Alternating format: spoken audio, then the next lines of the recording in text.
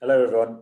As you can imagine, we've got quite a few people to register for today's event, so we'll wait a few minutes before starting. Thank you.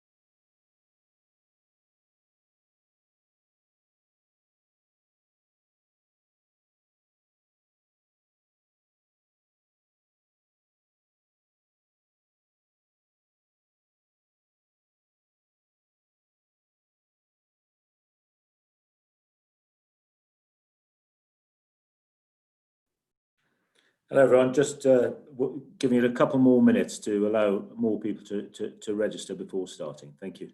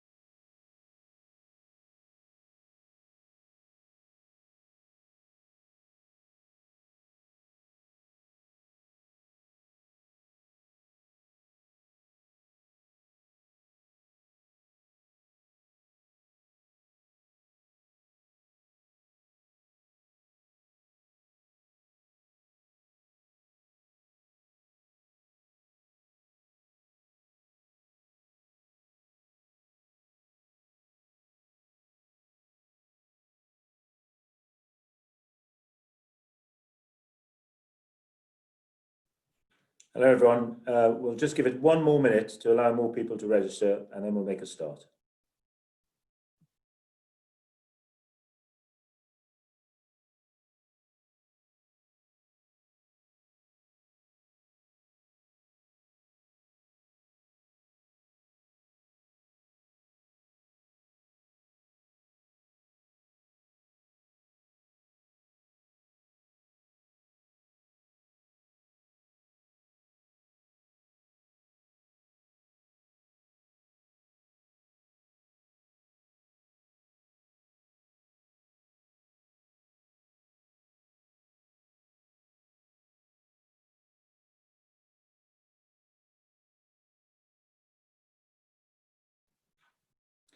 Right, good afternoon, everyone, and thank you for joining the latest in the series of In Conversation With.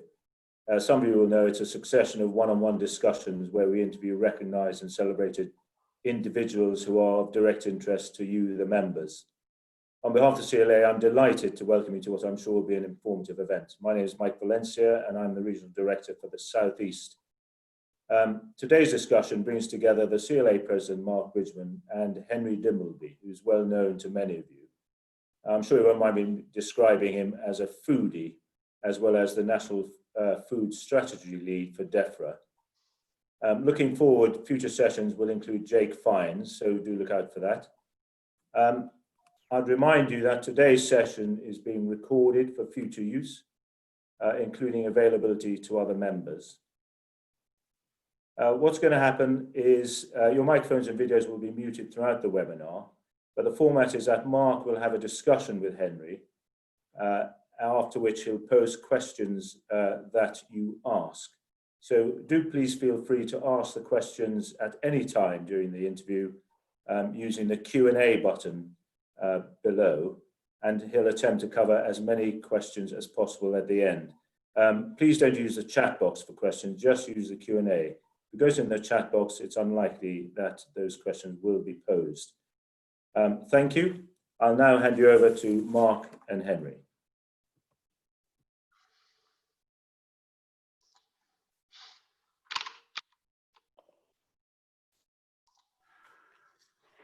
Great. Hi, Henry. Hi, Mark. Thank you very much for doing this on a Friday afternoon, and welcome everyone to this In Conversation. So, Henry, just to start off, I wondered if you could just sort of set the scene briefly with what you understand to be, what you see as the problem that you're trying to solve with the National Food Strategy. It's clearly incredibly broad, so what is the problem and how you're going to pull all those different strands together? Well, it seems like a completely different lifetime, the Oxford Farming Conference in January. But in many ways, what I described there as the challenge remains the challenge, even though the current crisis we can only see, we will see everything through the current crisis for a long time into the future. So I described then, first of all, actually, a rather miraculous thing, our food system, and particularly our British food system, which is the backbone of rural communities, creates our beautiful landscapes, feeds our cities, and we in the cities often take that for granted, and provides 1 in 7 jobs across our economy. But that there are significant issues that have been caused which the government can't shirk, and those broadly fall into 3 categories. The fact that our food system has led to some degradation of our environment, the fact that we are increasingly getting sick as a result of what we eat, and a concern that the way in which we thought about our overall food security of a country wasn't appropriate for, at that time, the crises that we might face in the future, of which we were predominantly thinking about climate change in January. And those things remain the same. And my job really is to try and think about how government can work with not only the private sector, but with non-governmental organizations to create a food system that not only continues to deliver the quality and quantity of food at an extraordinary price, unrecognizable what we have today to our grandparents' generation, but do so while restoring and enhancing the environment, making us healthy, and which will be able to provide us, will be resistant to whatever shocks after COVID this planet chooses to throw at us. Yeah. And I mean, you talk about COVID, and obviously it was only, we were talking back in January at the Oxford Farming Conference, it was just something we were reading about happening in Asia. You were going to, your draft report was due to come out in the spring, and then leading on to a final report at the end of the year after your big consultation. And obviously, for all the reasons we understand, that's being delayed. But I'd be interested to understand sort of what part of that draft, because I know you'd already started working on it, if any, are you having to rewrite as a result of this current crisis? Whether it's around the fragility of the food system, whether it's around the emergence of local or diet, or what are the lessons you're starting to think about that you're going to have to change in your approach, if any? So, I mean, everything, in that everything gets now seen through the light of this, but there are certain areas where I think it's particularly changed perceptions. I mean, I'd start by saying that I believe that this crisis represents an irreversible change in society. I think that the society that emerges from it will be very different from the one we have today. I think not all organizations and sectors of the economy will be left standing. There'll be extinctions. I think that my sector, hospitality, is likely to be obliterated. I've spent the last few weeks closing down, helping friends close businesses that I severely doubt will, many of us will open again. I imagine 50% plus of my sector will go bankrupt. And I think that will, there'll be other sectors like that as well. But more fundamentally, I think that our ways of being are going to change beyond recognition, and that we can't stop thinking that the world's going to go back to normality. We need to rid ourselves of that idea.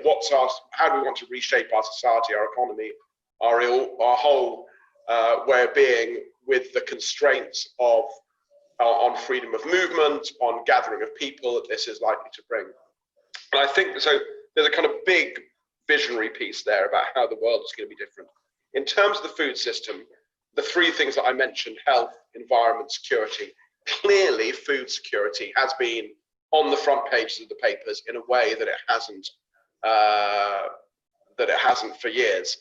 I think that this is for the strategy.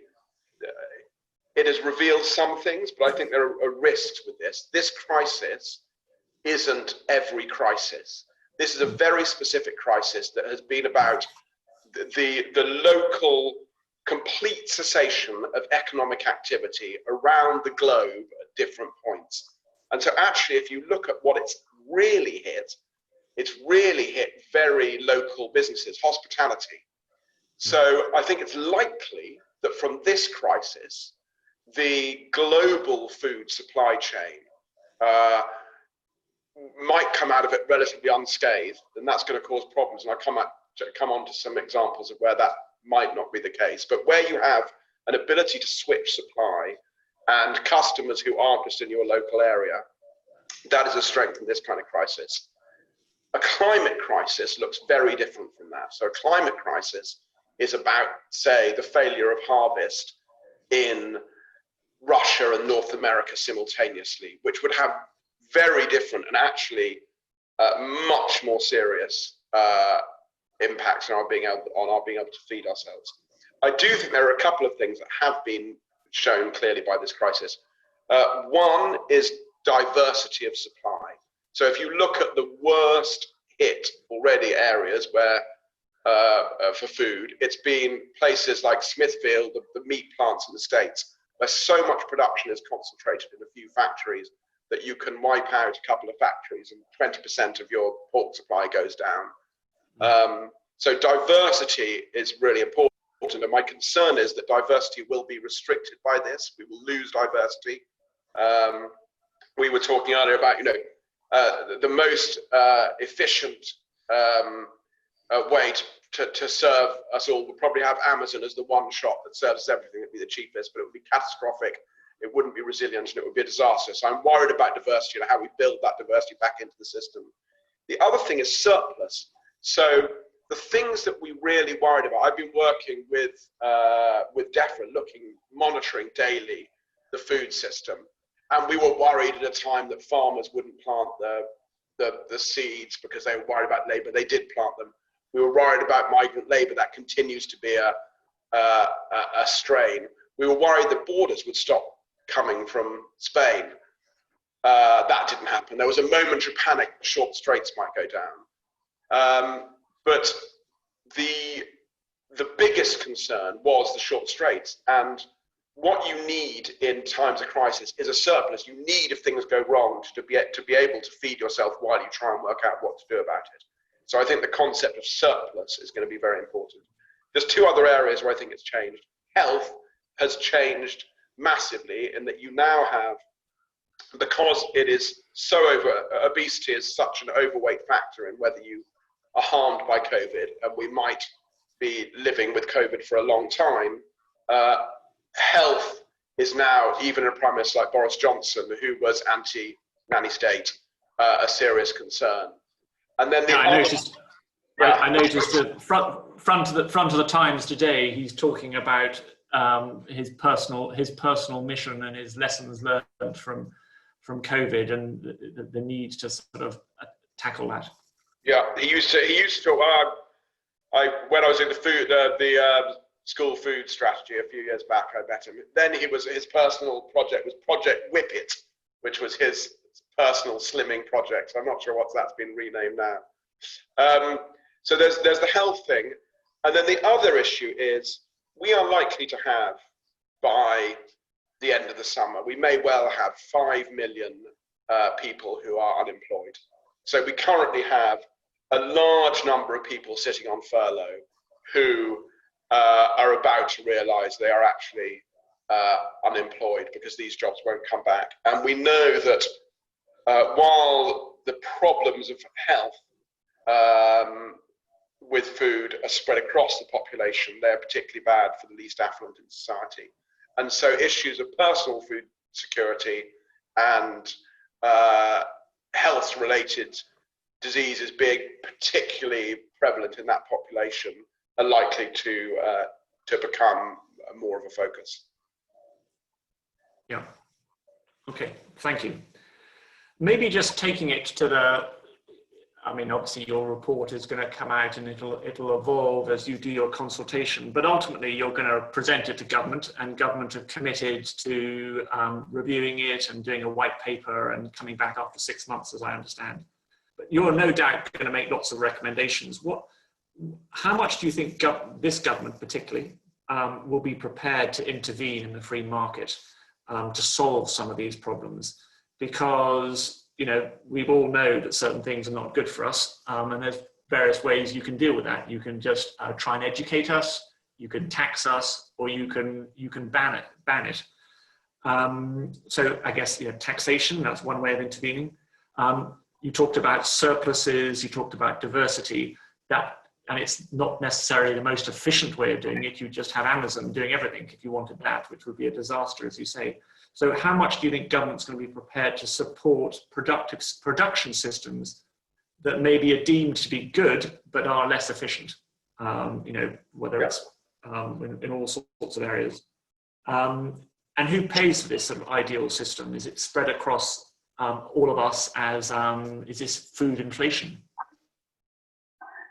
So I think, first of all, rather amazingly, because we all like to see ourselves, we all think of ourselves as living through extraordinary times. Every single person ever alive has believed that they lived in extraordinary times.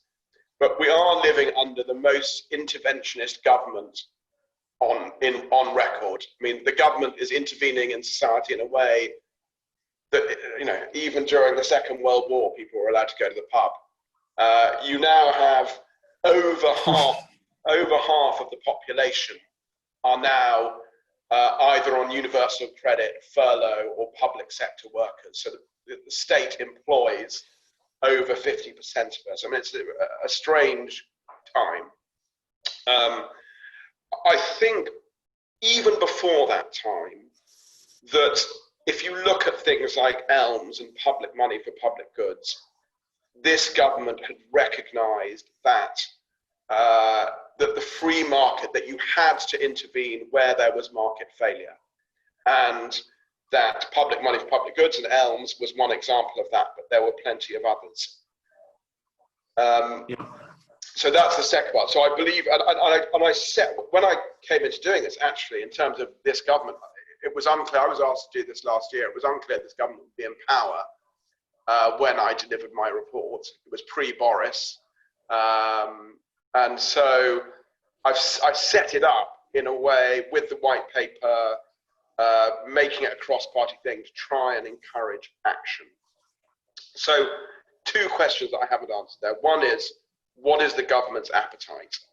And I believe that I genuinely believe, I wouldn't have done this, that if we can show that the actions will be the most effective to solve the problems, that this government will have the appetite to tackle them if they believe that they have consent from the electorate.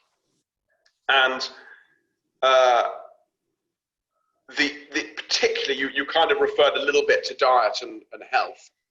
That interaction, you know, the state, in fact, again, before 6 weeks ago, I would have told you that the state getting involved in what I eat was a pretty major intervention by the state in my life. Now they're telling me I can't leave my house. So again, we live in strange times. But one of the things that,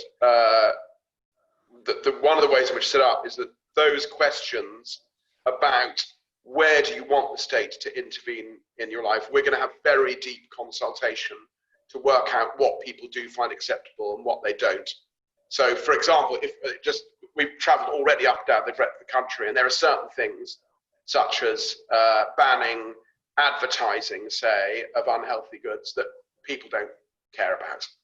They don't mind. They don't mind the government does that. There are other things such as plain packaging on sweet wrappers that almost everyone I've met in every class of society, in every era, instinctively has a very strong visceral reaction against.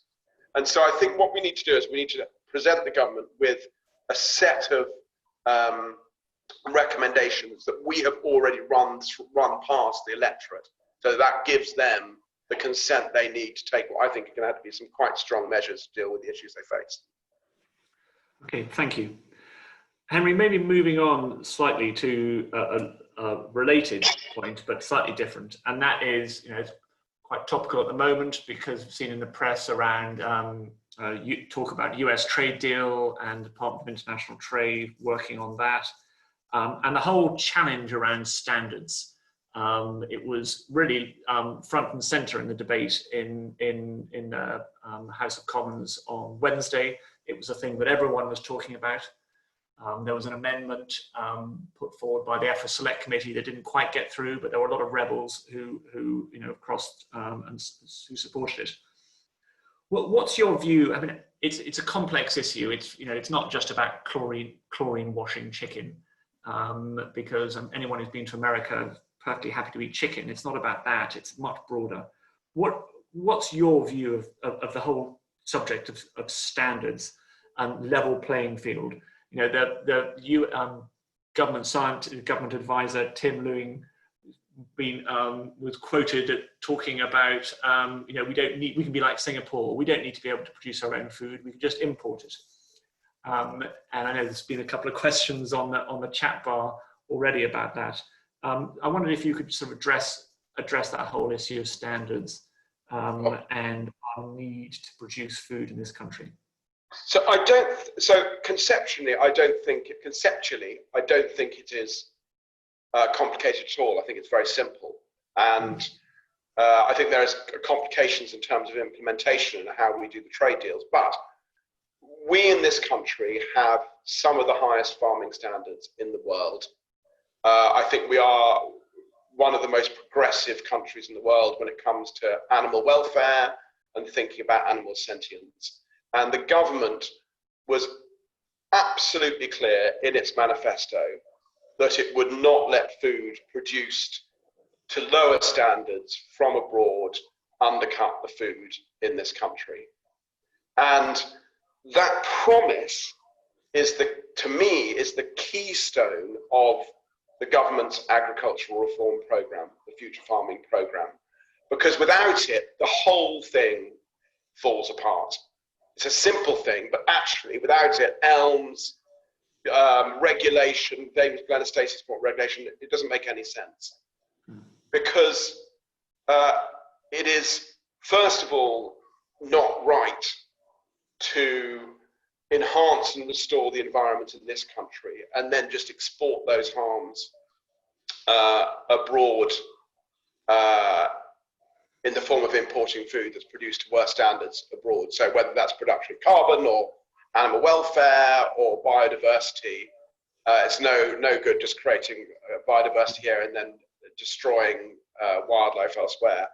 And secondly, it isn't fair, nor does it make any economic sense, to force our farmers to produce to more expensive standards or better standards, and then just destroy their businesses by undercutting them with foreign food. Now, some people will say, well,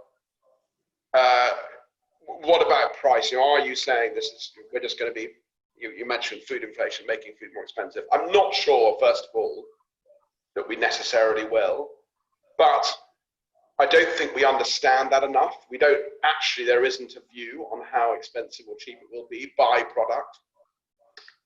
But wherever that comes out, if the standards are the right ones, which I believe currently they are, and actually I think they can be strengthened in areas, I don't believe that environmental degradation, animal ill treatment can be long-term solutions to poverty. It just doesn't wash that argument. So we have to find another way of solving. If the answer is the solution to the problem of poverty is to mistreat animals and destroy our environment and therefore imperil our future on the planet, we've got to find another cure for poverty. So I think it's very clear. I think how you do the deal with the states, because I think OMSCO, for example, in the fact that they export organic milk to higher standards than our organic milk, or to different standards, you're not allowed any use of antibiotics in the herd, to America, and they get certified to American standards. I think there are ways through the problem, but I think the headline is quite simple. Yeah. Just on that, just very briefly, before I move on to my sort of last question, you mentioned OMSCO, great success, about brand, about labeling is an issue that people often talk about. I don't know if it's something you've thought about or looked at, because there is just a plethora of different labels, and you buy something, and actually, if you really look at the small print, it often isn't what you think it is. Do you think labeling is an important part, and it's easy to say we need to improve labeling? The devil's in the detail with the power of supermarkets and so on. Do you have any sort of particular views on it?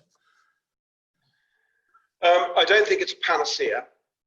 I think that our labeling definitely could be better. I think that except for kind of niche consumers who are looking for particular things, I'm not sure that people in general have that ability to. It's just too much to look for all the different things you need to look for.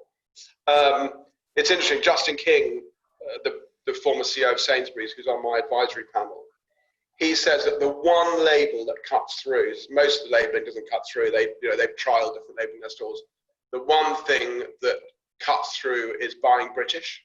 So consumers genuinely, if it's clearly labeled, will favour British over other foods. So I think that is one area. I think that's quite exciting, the idea of maybe putting more into that label, and rather than having lots of separate labels, let's create British food as being a gold standard. But I don't think you're going to solve climate change, health, and food security simply by what you stick onto a packet. Well, buy British is great, as long as when you don't realise it's actually some a meat that's come from Poland and then has had something done to it, and then it's called British, which can often happen. Yes. I just want to move on to a final question, and that's really around sort of diet related, and particularly around meat. I go to Lyon regularly, and increasingly I see the board with the vegan options, and there's been just so much media about it. It's very, very, very, very superficial, a lot of the discussion. The whole issue of meat versus plant-based diets, red meat versus white meat. How are you going to approach this in the food strategy document in your work? And do you have any sort of early thoughts on it? Whether taking the sort of beef as an example, US feedlots can produce beef very, very quickly, so less methane. But obviously, there's other costs, significant costs associated with that, versus a pasture-reared, domestically produced beef from this country. It's very complex, but I wondered how you are tackling it, and any early thoughts.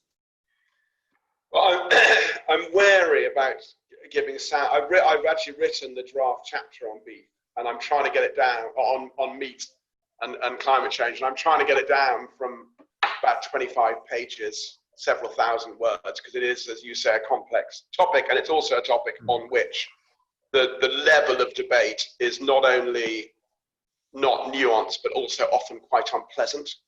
But it's really important. So what I'm going to be trying to pull out is, first of all, on the carbon point trying to explain the difference between methane and carbon dioxide. So if you look at the new work that's coming out of Oxford, trying to talk about a global warming potential star of gases rather than global warming potential over 20 years. So because methane falls out of the atmosphere every 12 years, what that means is that if we eat the same amount of meat, if we ate the same amount of meat now, we would not increase the global warming because it falls out. So the cows in a herd will get eaten if they don't increase, and the methane they produce will replace the methane that was produced by the cows 12 years before.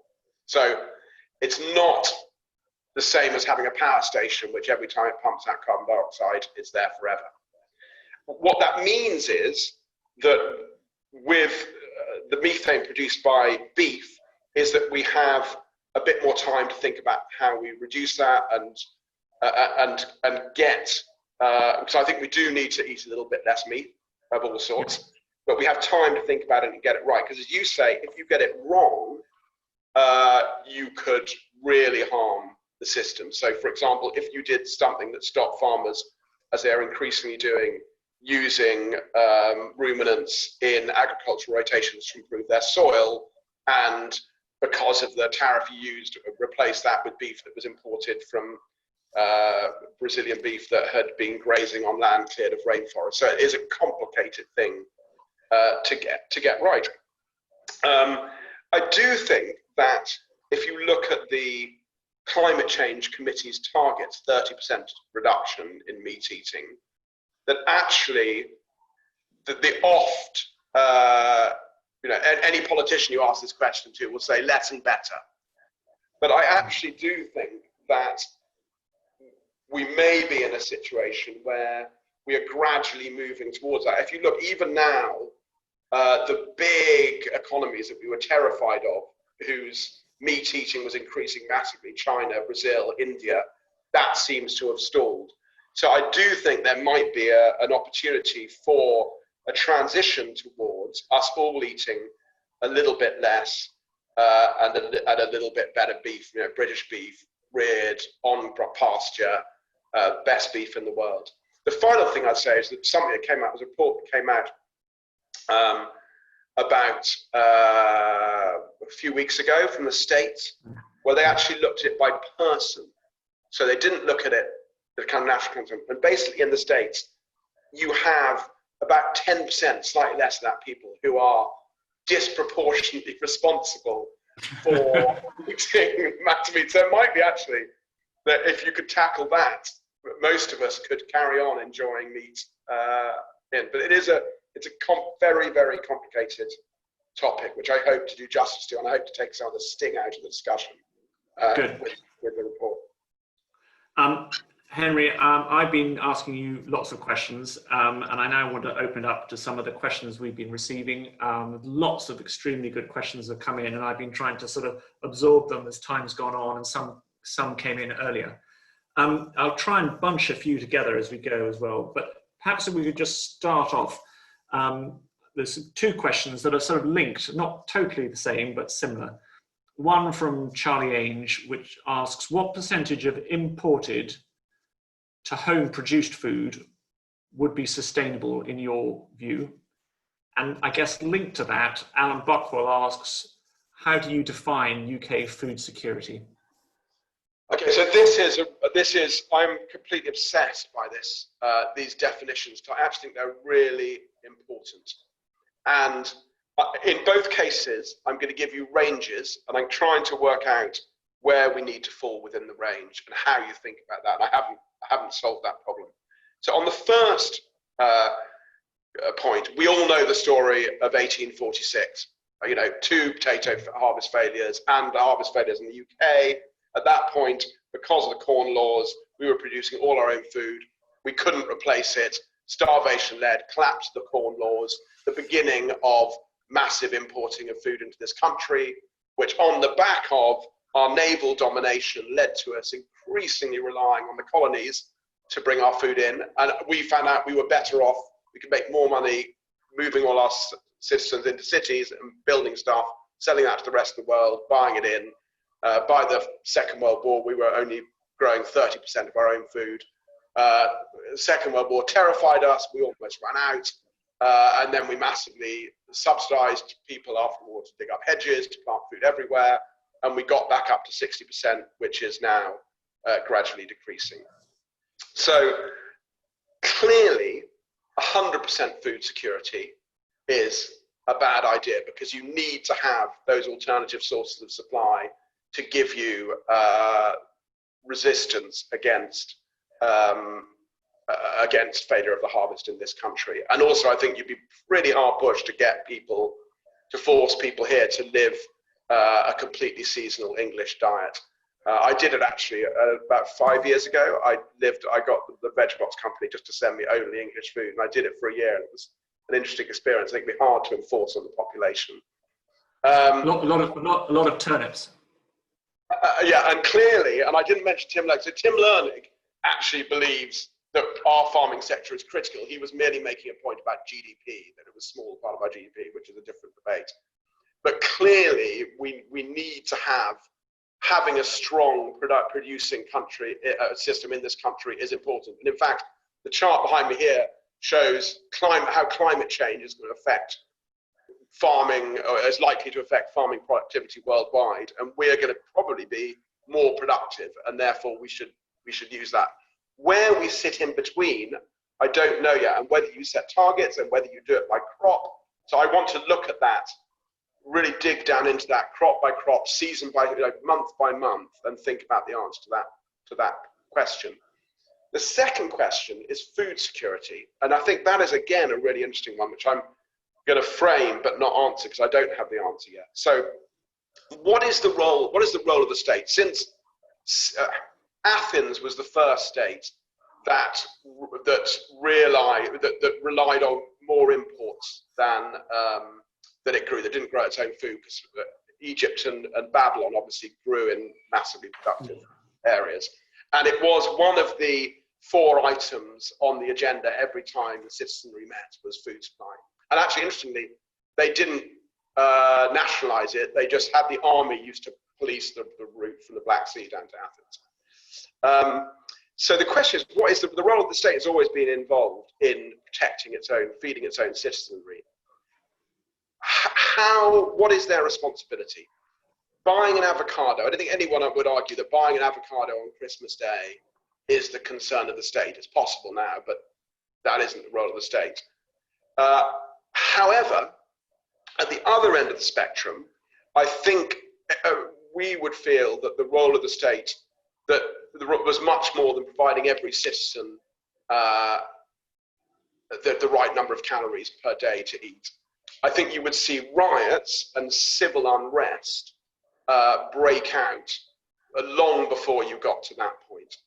And obviously for a government, civil unrest maybe is like where how far beyond civil unrest do you have to be? So I think that question about what is food security is all about what risk how the people of the country feel about the level of risk they are prepared to take with their food. And that is another thing that I'm really keen actually on that to discuss with voters. I think there's a strong argument on surplus.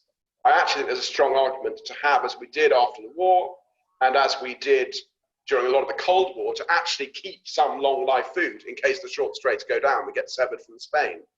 That isn't now. I mean, that would have sounded insane even 7 weeks ago, but it isn't insane now. I still think it'd be politically difficult. So I think that is the kind of territory with those two questions that I am going to be exploring. Okay. Just coming back to COVID and lessons, and just obviously people have adapted, and I just wanted to explore with you, and there's a couple of questions here I'll draw out, whether you think people have adapted and then we'll go back to their own old way of doing things or not. So there's a question here from Martin Collison, Henry, as well as growth in food service, the food industry has also seen home food purchases move increasingly towards prepared convenience food. COVID-19 has seen consumers cooking from scratch again. Will this be sustained afterwards? And a sort of linked one, I know it's different, but just around this less experience from COVID, from Richard Goring, is the recent interest in local food production, and I'm thinking of the great success of here of things like some of the local food deliveries and stuff that we've seen through COVID. Do you think that's just a short-term means to an end, or do you think that we could see some a long-term trend there? So I find the temptation to allow this crisis to reinforce views you already have is quite high. I kind of resist that. But it is definitely the case that people are cooking more. And for what I think there are complex reasons for it, but it is definitely the case that if you look at people who cook from scratch, that tends to be, they tend to have better health outcomes. There's good work done on that actually in Japan and in America. There's lots of noise in that data. And my bias is I think that cooking is one of the great enjoyable things in life. Other people don't think that. But I think it can only be a good thing that people are cooking more. And I think that that is something that we should seize upon and encourage. I think the local thing actually has been a bit, it's been a double-edged sword. So there have been those farmers who support my sector who have basically been producing often very high welfare, absolutely delicious cheeses, meats, vegetables, who suddenly, like us, have gone from having some revenue to zero revenue. And it's been pretty bleak, and there's been a lot of scrambling to try and find other sources of supply. I think that the local, for me, is about diversity. So what food systems work. So I actually think, we talked about, someone else was asking, what is diversity? I think there are all sorts of measures of diversity. But I think we probably need to end up with a properly diverse farming system, which will involve some farms that are where both nature and food production are goals, some kind of in the middle where agroecological, productive, but environmentally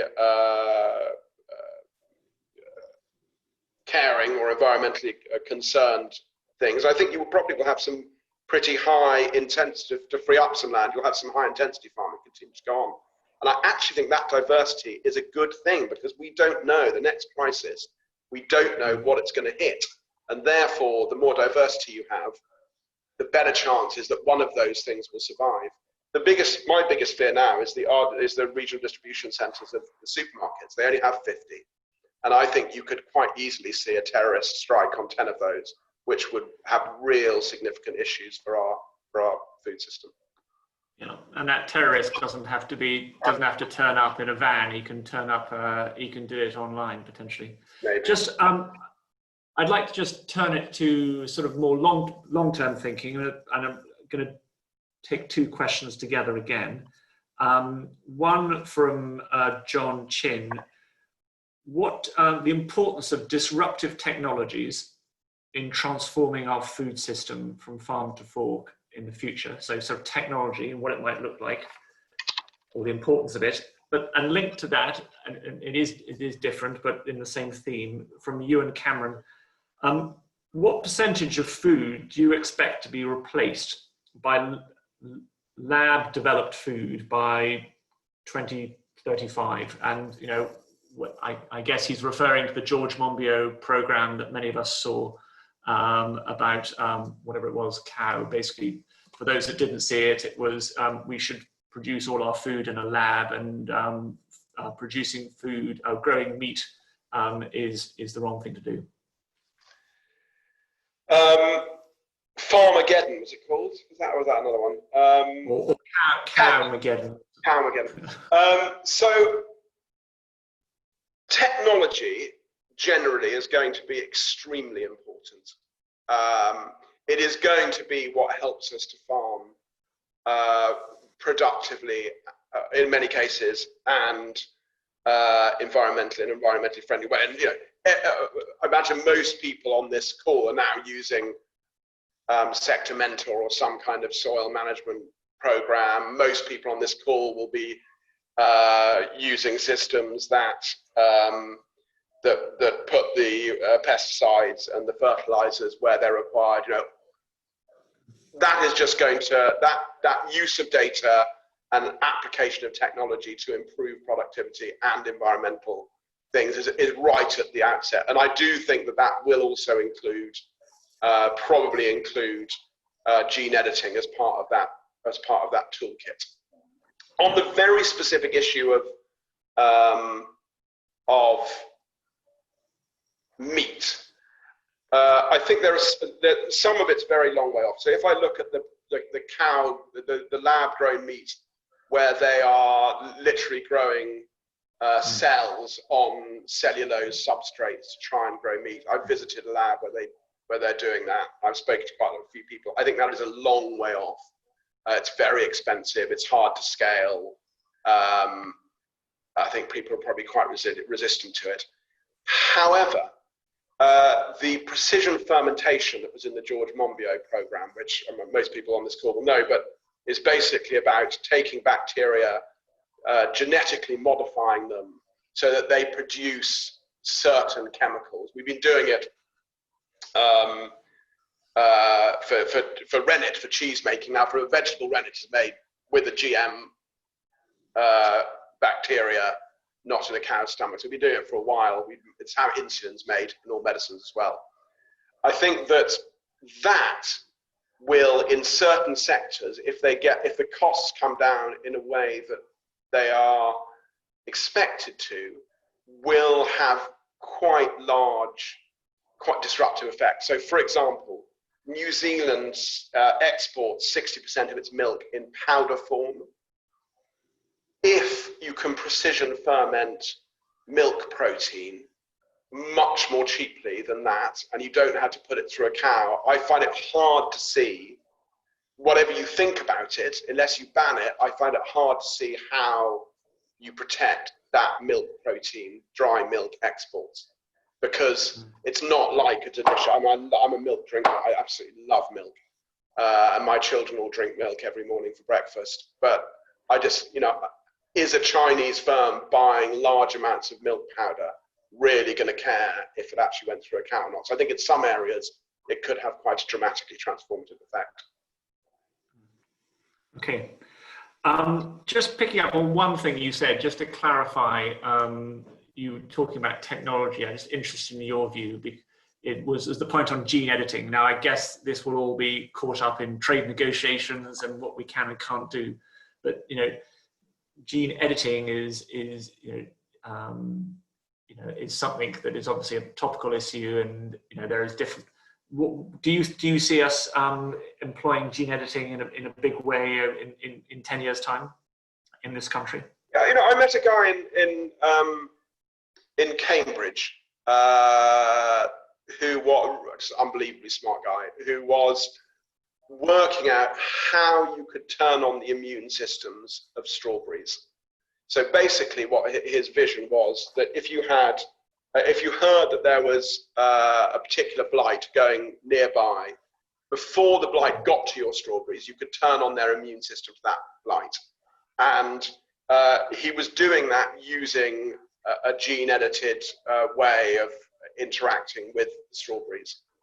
That kind of thing, I cannot see how that kind of thing can't become maybe not be that technology, but those kind of technologies, if they ever work out anything on improving photosynthesis, that seems to me to be an extension of Norman Borlaug's work. Now, we now know that some of Norman Borlaug's work caused problems. There will inevitably be unintended consequences, and we have to be wary for them. But I think it's a very difficult. I think given the stakes, taking an absolutely hard precautionary principle line against that stuff is irresponsible. And I think you will therefore see it. I think you'll therefore see it expanding. Yeah, and it's different from modifying the gene completely. I mean, just accelerating. Yeah, it's different from introducing. It's different from introducing genes from another species. Exactly. Yeah. I'm conscious of time. I'm just gonna I've a rather good one, maybe the last or nearly last, which is just sort of coming back to your work and your report, and it's around the ambition of what you're going to do, and it's from Hannah McGrath on the chat here. The questions: if you're seeking public approval of the report's recommendations, will this limit how progressive the report can be, even if it is pragmatic?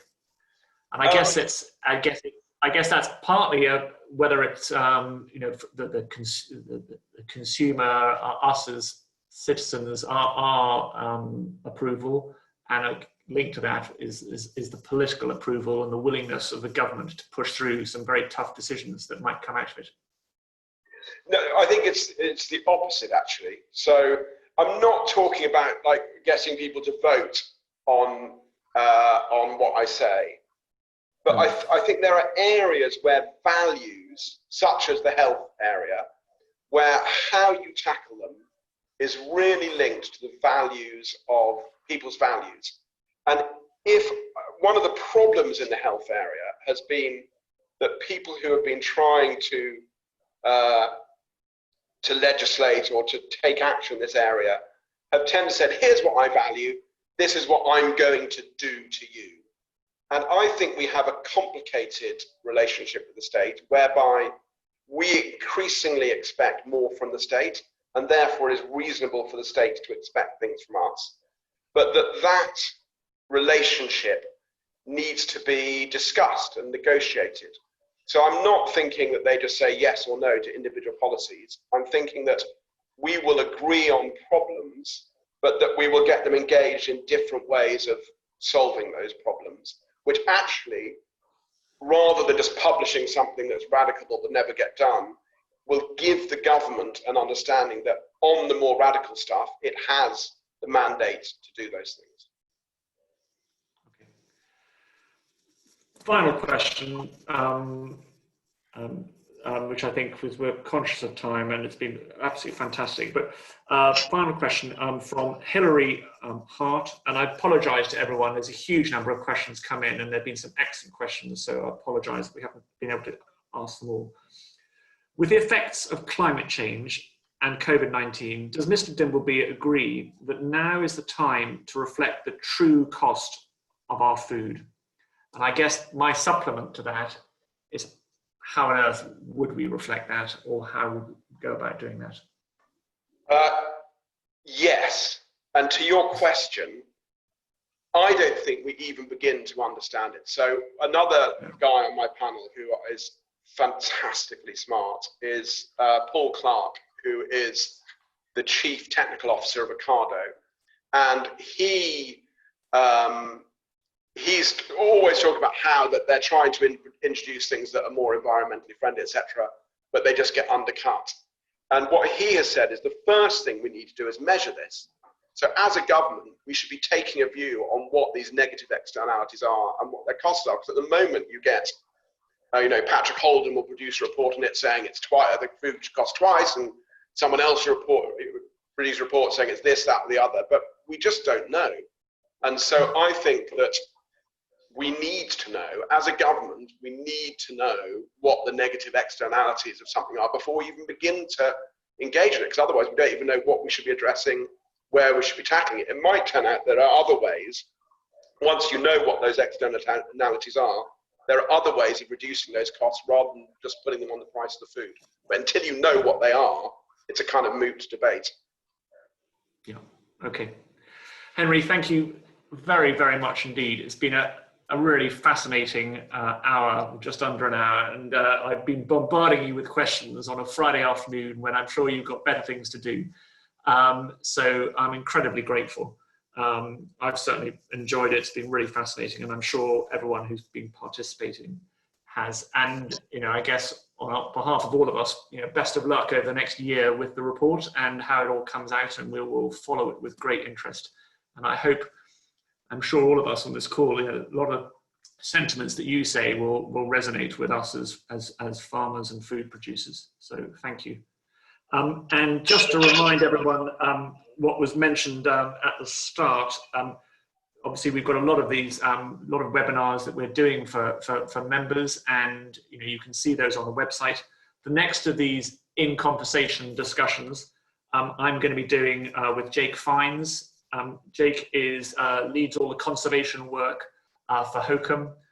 He's a very interesting guy who's going to be talking with me about the future of conservation, how that fits alongside food and farm production, how that fits alongside the government's vision, the 25-year environment plan, and what conservation might look like in the next 10 years.